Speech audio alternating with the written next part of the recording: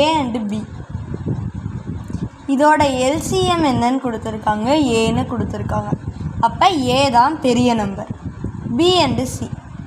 பிக்கும் சிக்கும் LCM என்ன கொடுத்துருக்காங்க, பின்னு கொடுத்துருக்காங்க. அப்போ இதில் B தான் பெரிய நம்பர்.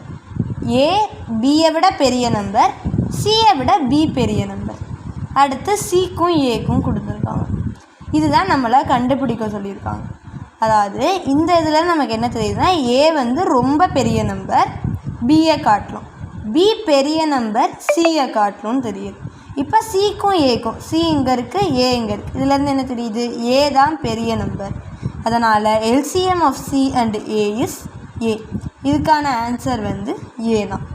இதுக்கு பதிலாக நம்ம நம்பர்ஸ் அஸ்யூம் பண்ணியும் பார்த்துக்கலாம்.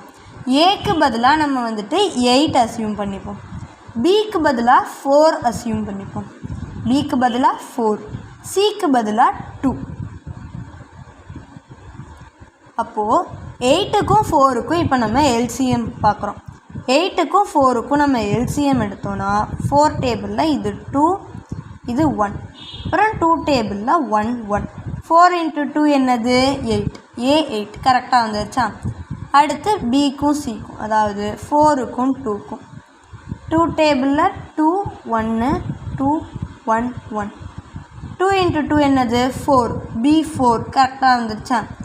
இப்போ நம்ம 2க்கும் 8க்கும், இதான் கொஷினில் கேட்டிருக்காங்க.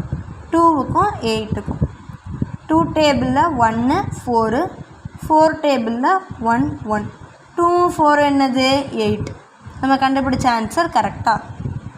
அதனால் LCM of C and A is A அப்படிங்கிற ஆன்சர் தான் கரெக்ட்.